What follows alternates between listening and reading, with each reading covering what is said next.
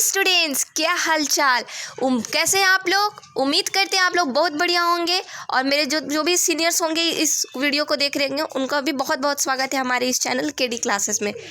जैसा कि आप लोगों को हम दिखा दें कि हमारे चैनल पे आज जो सेमेस्टर 1 का एग्ज़ाम चल रहा था, सेमेस्टर 2 का एग्ज़ाम चल रहा था, 3, 4 ये जो एग्ज़ाम चल रहे हैं सेकेंड जेनरिक पेपर केमिस्ट्री को लेके वीबीयू में, उन सब के लिए 15, 18, 19, 22 सेशन तक के लिए ये मोस्ट इंपॉर्टेंट क्वेश्चंस है। तो चलिए हम लोग क्वेश्चंस की ओर बढ़ते हैं। जो लोग हमारे वीडियो पे नए हैं तो चैनल को सब्सक्राइब करिएगा, अपने फ्रेंड्स के साथ शेयर करिएगा और वीडियो को लास्ट तक जरूर देखिएगा।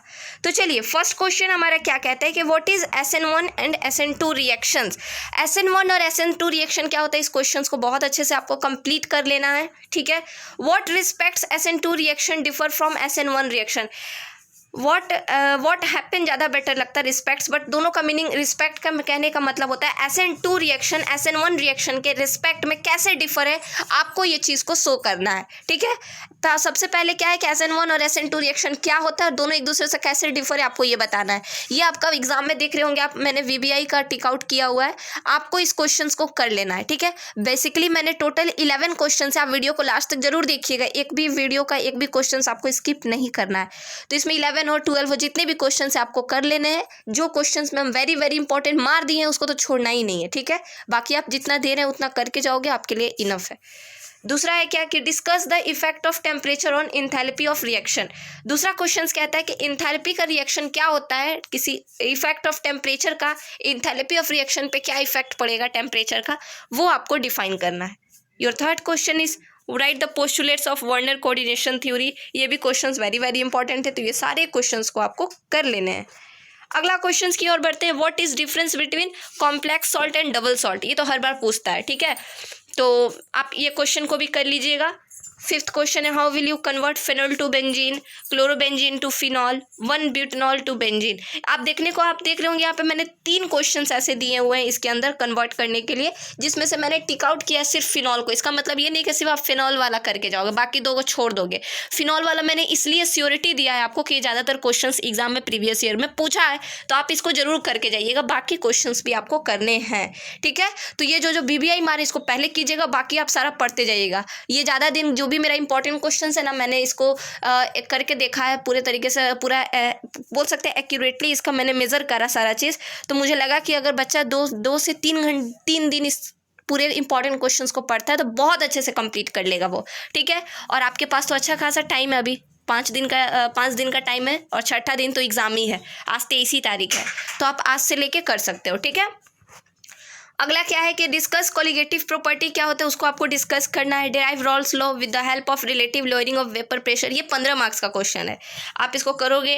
डिफाइन द टर्म्स, जिसमें रिवर्सिबल एंड इरिवर्सिबल प्रोसेस हर बार पूछता है। बाकी क्वेश्चंस भी आपको करना है। ऑस्मोसिस एंड ऑस्मोटिक प्रेशर क्या होता है, ये क्वेश्चन भी आप देखे होंगे प्रीवियस ईयर में, आपको दिखा होगा, मिलता है ये सारे क्वेश्चन। एक चीज़ हम आपसे कहेंगे, एग्जाम में इतने क्वेश्चन रहेंगे, बाकी कुछ भी पूछे, ऑब्जेक्टिव में पूछे, ऑप्शनल, उससे मतलब नहीं रखना है आपको वो सारे क्वेश्चन जो हम दे रहे हैं ये सारा क्वेश्चन करके जाना है। आपको एग्जाम में सिर्फ 5 क्वेश्चन बनाना है। मैंने जितने भी क्वेश्चन दिए उसमें से आपको 5 क्वेश्चन आराम से आ जाएगा, छोड़ना नहीं है आपको। अब आप पे डिपेंड करता है, आप आराम से बनाइए, आपके पास वहाँ पे ऑप्शन दिखेंगे। अच्छा ये भी तो मैम ने बताया था, ये भी आ गया, अच्छा ये भी आ गया, चलिए इसको बना लेते हैं। जो पॉजिटिव चीज़ है उस पर ध्यान देंगे हम लोग, ठीक है।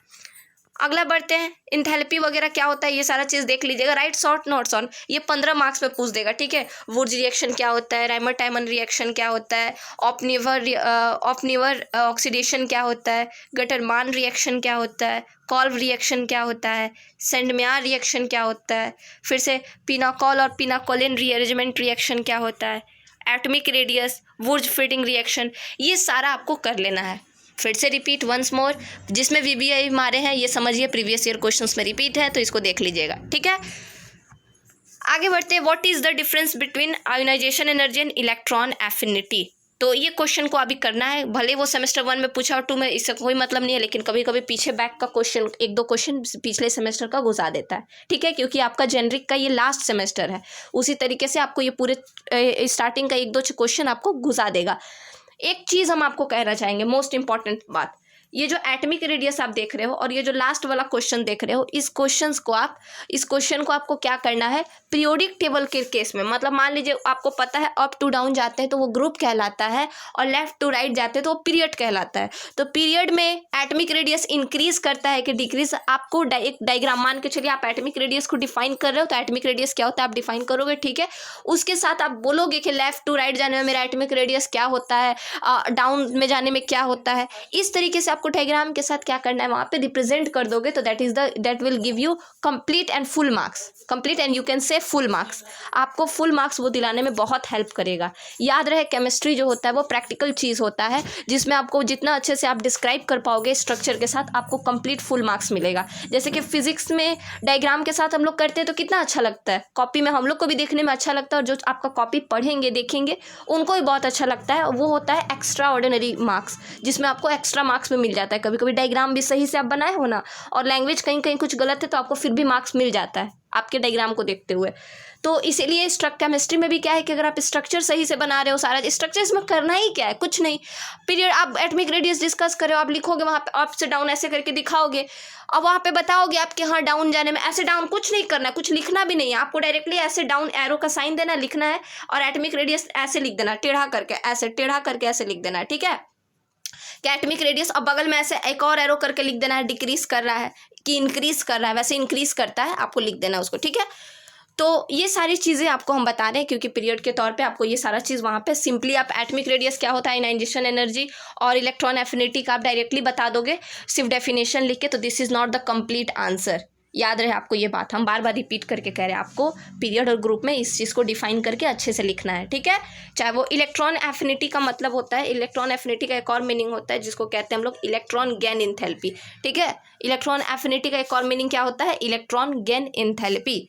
क्लियर हुआ। आयोनाइजेशन एनर्जी एक बार देख लीजिएगा, एटमिक रेडियस को भी पीरियोडिक टेबल में देख लेंगे आप लोग, ठीक है। याद रहे कि लेफ्ट टू राइट जाने में आपको एक अगर आपको नहीं पता है तो आपको हम एक चीज़ बता देना चाहते हैं ताकि आपको हो सके लिखने में हेल्प मिले कि एटमिक रेडियस के केस में क्या होता है। एटमिक रेडियस पीरियड में ग्रुप में जो भी हो उसमें इंक्रीज कर रहा है कि डिक्रीज, इस चीज़ को पहचानने के लिए, ठीक है, चाहे जितने भी एलिमेंट्स है, चाहे आयोनाइजेशन एनर्जी हो, चाहे जो भी हो, ग्रुप में और पीरियड में इंक्रीज कर रहा है कि डिक्रीज कर रहा है, इस चीज़ को पहचानने के लिए एक दो रूल होता है। पहला, नंबर ऑफ सेल जो होता है वो नंबर ऑफ सेल जो बराबर होता है नंबर ऑफ पीरियड का। फर्स्ट रूल मतलब अगर आप फर्स्ट पीरियड में जा रहे हो, फर्स्ट पीरियड है तो उसमें नंबर ऑफ सेल एक ही होगा, सेकंड पीरियड में है तो नंबर ऑफ सेल 2 ही होगा, थर्ड पीरियड में है तो नंबर ऑफ सेल 3 होगा। तो फर्स्ट क्या होता है कि number of period is equal to number of cells, ये हो गया फर्स्ट रूल।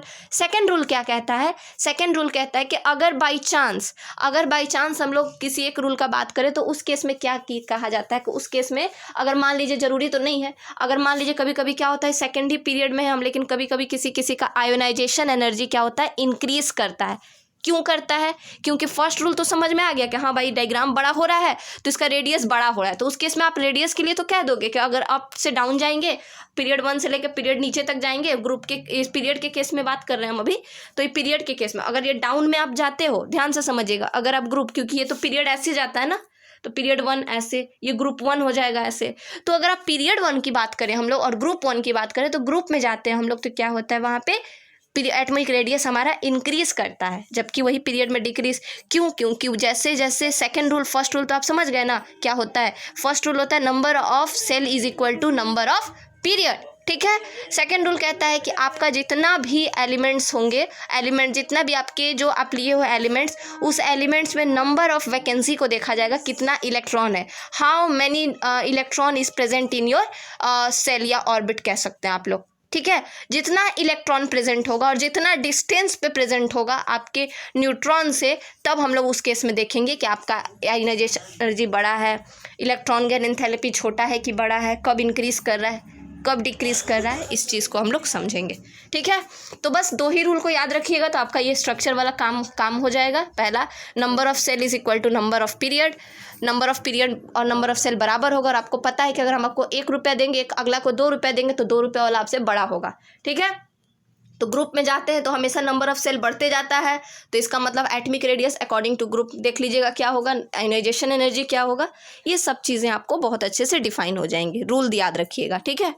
तो चलिए फिर मिलते हैं आपसे। आप जैसा कि उम्मीद करते हैं आपको ये सारी चीज़ें समझ में आ गई होंगी, और ये मोस्ट इंपॉर्टेंट क्वेश्चंस, और आप देख पा रहे हो केडी क्लासेस की पे आपको हर बार मिलते आई है और हमेशा मिलते आएंगी। तो आप अपने जूनियर्स के साथ शेयर करके इस चैनल को और आगे बढ़ाएंगे, मुझे पता है कि आप ज़रूर बढ़ाएंगे, हेल्प ज़रूर करेंगे, मोटिवेट करोगे आप लोग। तो फिर मिलते हैं आपसे अपने नेक्स्ट एग्ज़ाम में, नेक्स्ट किसी अपने जूनियर्स के एग्ज़ाम में कोई और अच्छे नोटिफिकेशंस के साथ। आप लोग के रिजल्ट को लेके भी मिलेंगे हम लोग बहुत जल्द। तब तक के लिए आप लोग एग्ज़ाम दीजिए, बहुत अच्छे से क्लियर कीजिए, तैयारी कीजिए। तो फिर मिलते हैं, ठीक है? तब तक के लिए अपना ध्यान रखिए। जय हिंद।